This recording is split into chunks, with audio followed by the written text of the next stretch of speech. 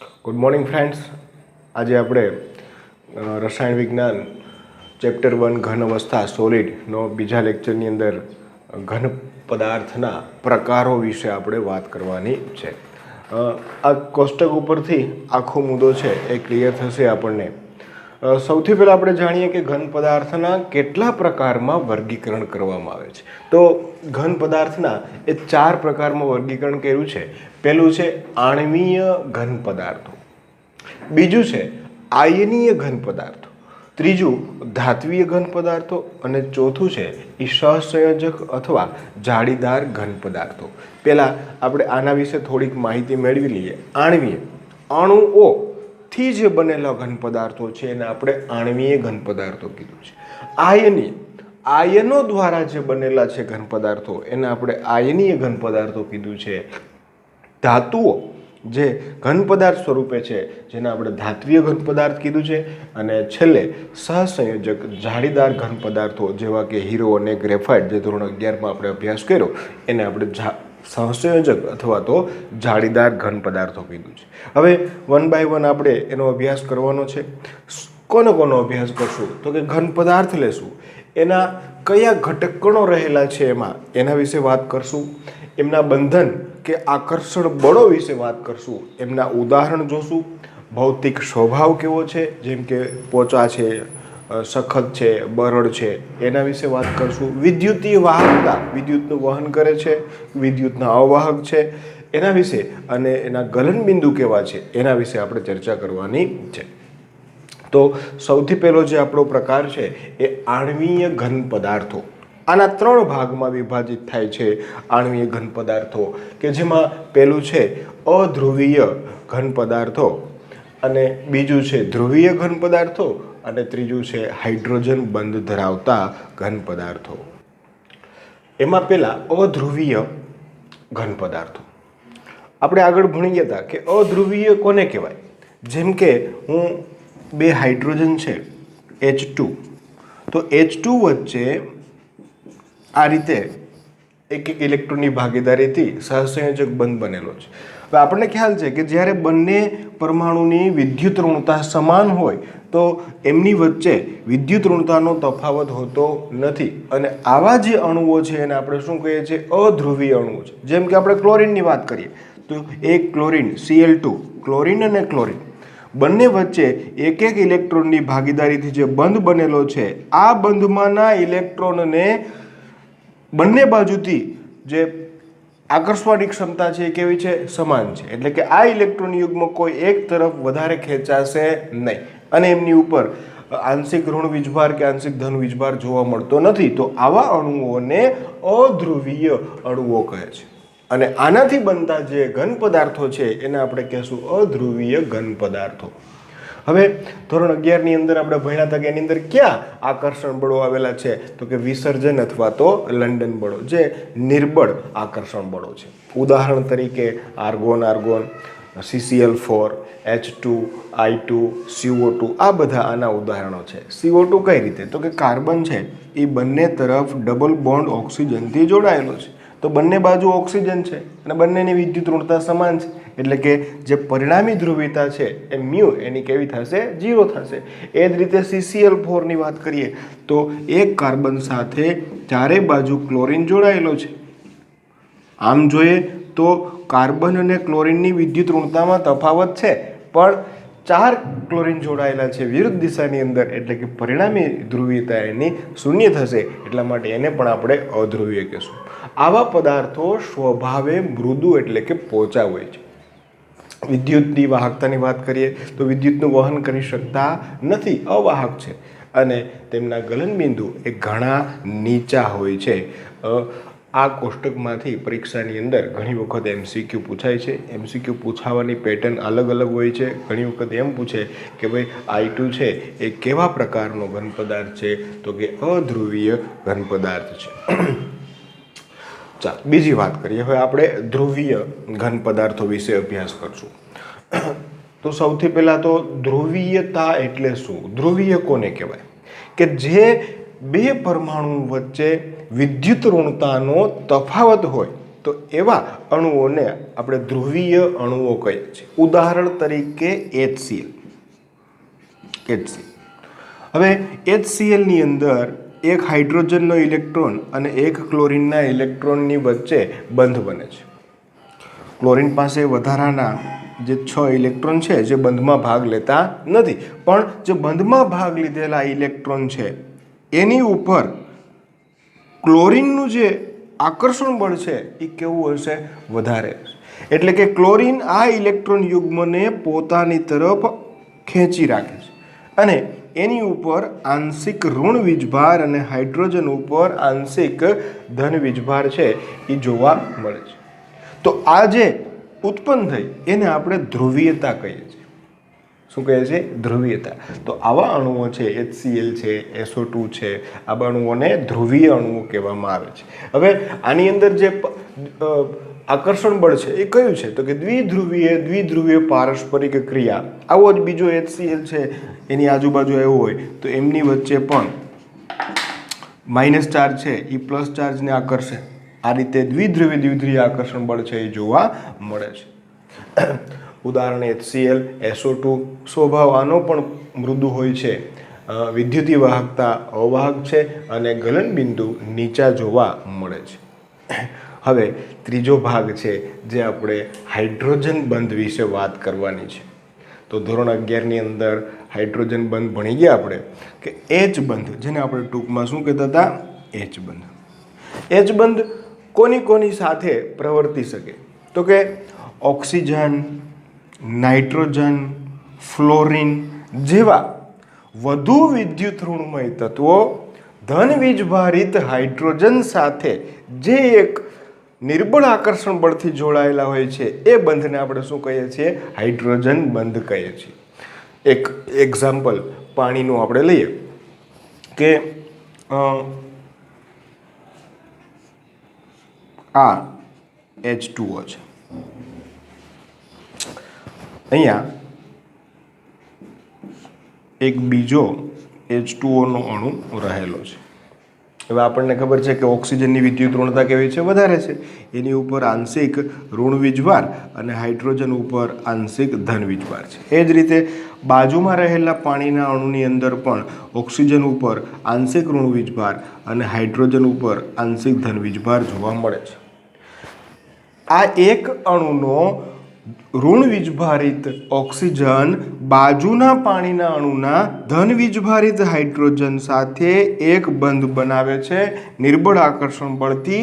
એ બંધને આપણે શું કહીએ છીએ? હાઇડ્રોજન બંધ. એ જ રીતે અહીંયા પણ જોવા મળશે. આ જે બંને બંધ છે એને આપણે શું કહીશું? H બંધ. આના વિશે આપણે આગળ ભણી ગયા છીએ. આવું ક્યાં ક્યાં જોવા મળે? તો કે ઓક્સિજન છે, નાઇટ્રોજન સાથેનું ઉદાહરણ એટલે કે NH3 છે, ફ્લોરિન સાથેનું ઉદાહરણ એટલે કે HF છે. આ બધાની અંદર પ્રબળ હાઇડ્રોજન બંધ છે એ જોવા મળે છે. તો આ H બંધન, એમાં પારસ્પરિક આકર્ષણ બળ. એનું ઉદાહરણ તો કે H2O. બરફની અંદર આ જે H બંધ છે એ ખાસ જોવા મળે છે. તે સખત, સ્વભાવ એનો સખત હોય છે. વિદ્યુતીય વાહકતા અવાહક છે, વિદ્યુતનું વહન કરી શકતું નથી. અને ગલનબિંદુ કેવા છે? તો કે ગલનબિંદુ એના નીચા જોવા મળે છે. તો આ વાત હતી આણ્વીય ઘન પદાર્થો. કેટલા પ્રકાર છે મિત્રો? 3. પહેલું હતું એ અધ્રુવીય, જેમાં ઉદાહરણ તરીકે H2, I2, CO2. ધ્રુવીય, જેની અંદર ઉદાહરણ તરીકે HCl, SO2 અને હાઇડ્રોજન બંધ ધરાવતા, જેની અંદર ઉદાહરણ તરીકે બરફ છે, NH3 ઘન છે એ. બીજો પ્રકાર છે જે આયનીય ઘન પદાર્થો. તો એકદમ સિમ્પલ, નામ જ એનું છે કે આયનીય ઘન પદાર્થો. આયનો વડે જે રચાય છે એને આપણે આયનીય ઘન પદાર્થો કહીએ છીએ. જેમ કે NaCl.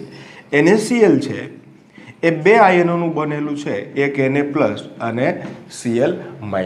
તો આવા ઘન પદાર્થો છે એને આયનીય ઘન પદાર્થો કહે છે. આના ઘટક કણો કોણ હશે? તો કે આયનો જે છે, Na+ આયન, Cl- આયન, એ એના ઘટક કણો છે. એમની વચ્ચે આકર્ષણ બળ કયું છે? તો કે કુલંબિક અથવા તો સ્થિર વિદ્યુતીય આકર્ષણ બળ. હવે સ્થિર વિદ્યુતીય આકર્ષણ બળ એટલે શું? તો કે એની અંદર જેટલા ધન આયન હશે એટલા જ શું હશે? ઋણ આયન. ધન આયન ને ઋણ આયન સરખા સ્થિર વિદ્યુતીયથી આકર્ષાયેલા હોય છે.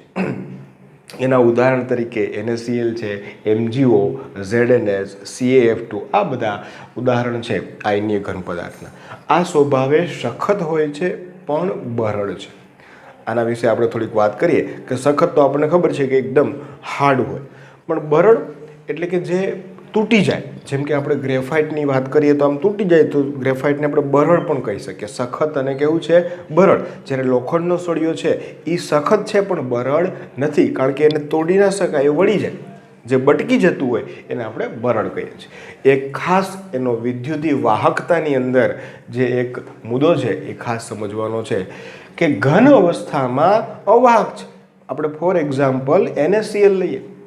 NaCl જે ઘન અવસ્થામાં છે એની અંદર તમે વિદ્યુત પસાર કરો તો એમાંથી વિદ્યુત પ્રવાહનું વહન થઈ શકતું નથી, એટલે કે ઘન અવસ્થામાં અવાહક છે. પણ NaCl ને તમે પાણીની અંદર નાખો એટલે કે એનું જલીય દ્રાવણ બનાવો અથવા તો એની પીગલિત અવસ્થામાં એ વિદ્યુતનું વહન કરે છે. આનું એક રીઝન આપણે જોઈએ તો જ્યારે ઘન અવસ્થામાં હશે ત્યારે એના જે આયનો છે એ એકબીજાથી એકદમ નજીક જોડાયેલા હશે.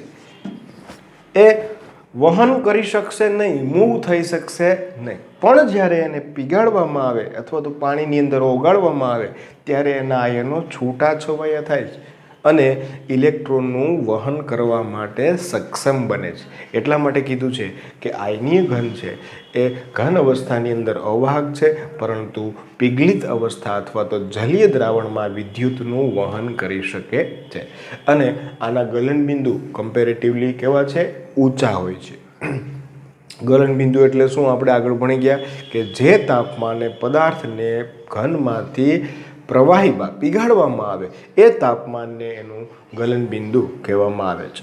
ઓકે, હવે એના પછીનો જે મુદ્દો છે એ ધાત્વીય ઘન પદાર્થો. ધોરણ 11ની અંદર થોડીક આપણે વાત કરી હતી ધાત્વીય ઘન પદાર્થો. આના ઘટક કણો કોણ છે? તો કે બિન સ્થાનિક ઇલેક્ટ્રોનના સમુદ્રમાં ધન આયનો.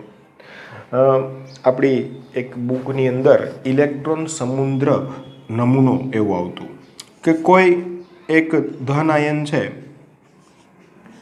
એના ધાતુ કર્નેલ છે. શું છે? ધાતુ કર્નેલ. આ એક ધન આયનનો ધાતુ કર્નેલ છે. ધાતુ કર્નેલ એટલે શું? તો કે બાહ્યતમ કક્ષાના ઇલેક્ટ્રોન સિવાયનો જે આખો ભાગ એને આપણે શું કહી શકીએ? ધાતુ કર્નેલ. તો કોપરની વાત કરીએ, જો માની લો કે આ કોપર હોય તો કોપરની અંદર આપણે એમ લખીએ કે Cu+2, તો 2 ઇલેક્ટ્રોન છે ને એ બહાર છે. બાકીનો જે ભાગ છે આખો એને આપણે શું કહેશું? ધાતુ કર્નેલ. તો આ ધાતુની અંદર જે બહારના સંયોજકતા ઇલેક્ટ્રોન છે એ બહાર હોય છે આ રીતે, આની અંદર. અને આ ઇલેક્ટ્રોનને મુક્ત ઇલેક્ટ્રોન એટલે કે તરતા ઇલેક્ટ્રોન કલ્પવામાં આવે છે. જ્યારે આની અંદર વિદ્યુત પ્રવાહ પસાર કરવામાં આવે. શું પસાર કરવામાં આવે? વિદ્યુત પ્રવાહ. આપણે આગળ ભણી ગયા વિદ્યુત પ્રવાહ એટલે કોનો પ્રવાહ છે? ત્યારે ઇલેક્ટ્રોનનો પ્રવાહ. ત્યારે આ મુક્ત ઇલેક્ટ્રોન છે એ એકદમ ક્રમમાં ગોઠવાય છે અને અહીંથી જેટલા ઇલેક્ટ્રોન દાખલ કરવામાં આવે છે એટલા જ ઇલેક્ટ્રોન સામે છેડેથી દૂર થાય છે. એટલે કે ઇલેક્ટ્રોનનું વહન કોના વડે થયું? વિદ્યુતનું વહન કોના વડે થયું? તો કે ઇલેક્ટ્રોન વડે થયું. અને કયા ઇલેક્ટ્રોન? તો કે આ ઇલેક્ટ્રોન સમુદ્રના જે મુક્ત ઇલેક્ટ્રોન છે એના વડે થાય છે. એટલા માટે શબ્દ વાપર્યો બિન સ્થાનિક ઇલેક્ટ્રોન, જે ચોક્કસ સ્થાનમાં નથી, વિસ્થાનીકૃત થતા રહે છે એવા ઇલેક્ટ્રોન ના સમૂહના ધન આયનો વડે એ એના ઘટક કણો છે અને ઇલેક્ટ્રોન વડે એ વિદ્યુતનું વહન કરે છે. આમની વચ્ચેનો બંધ કયો છે? તો કે ધાત્વીય બંધ છે.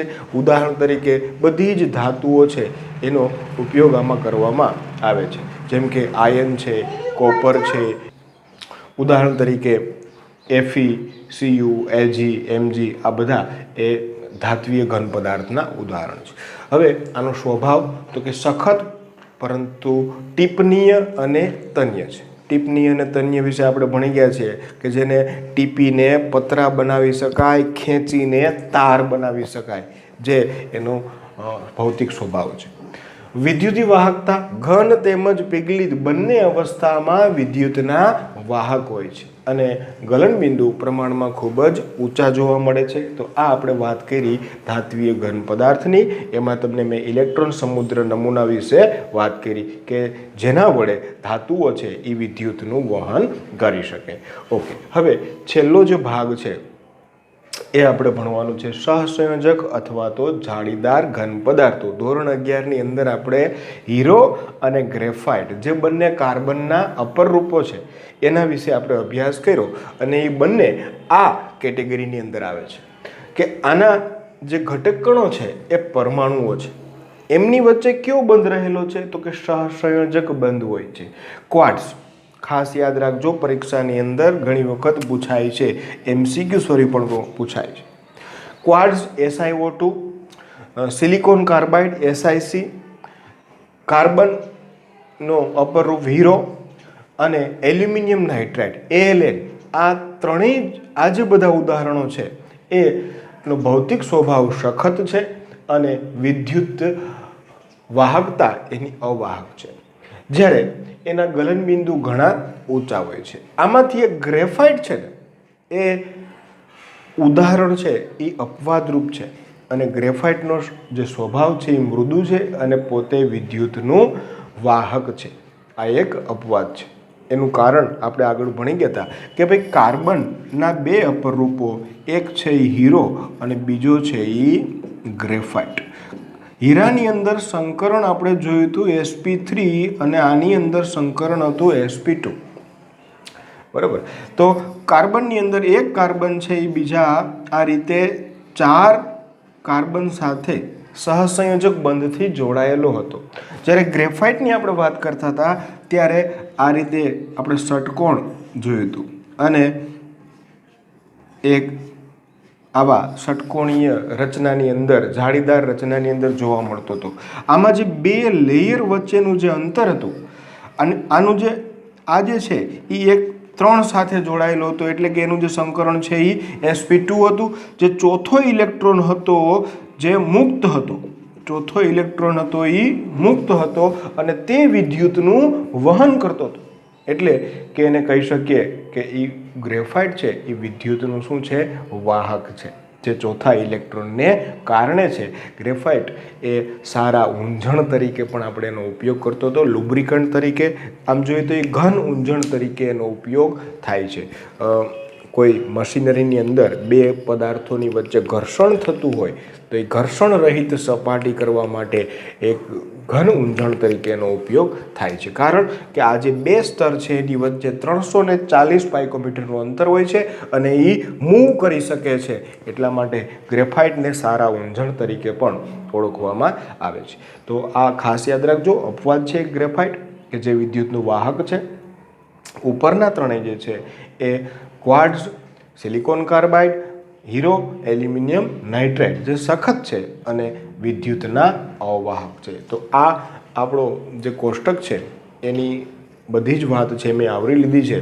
વ્યવસ્થિત તૈયાર કરવાનું છે આ કોષ્ટકને. કોષ્ટકમાંથી MCQ પૂછાય છે. ફોર એક્ઝામ્પલ એવી રીતે પૂછે કે ક્વાર્ટઝનું અણુસૂત્ર લખો અથવા તો ક્વાર્ટઝ એ કયા પ્રકારનો ઘન છે. 4 ઓપ્શન આપ્યો, એમાંથી આપણે એક ઓપ્શન છે એ ચૂઝ કરવાનું હોય છે. એ જ રીતે એમ પૂછે કે ધાત્વીય ઘન પદાર્થોમાંથી નીચેનું કયું ઉદાહરણ છે? તો બધી જ ધાતુઓ છે એ ધાત્વીય ઘન પદાર્થોની અંદર આવે છે. આયનીય ઘન પદાર્થોનું નીચેનામાંથી કયું ઉદાહરણ છે? આવા MCQ પણ પૂછાય છે. આ પણ MCQ પૂછાય છે કે ધાત્વીય આયનીય ઘન પદાર્થો ઘન અવસ્થાની અંદર અવાહક છે, પરંતુ પીગલિત કે જલીય અવસ્થાની અંદર વાહકતા ધરાવે છે.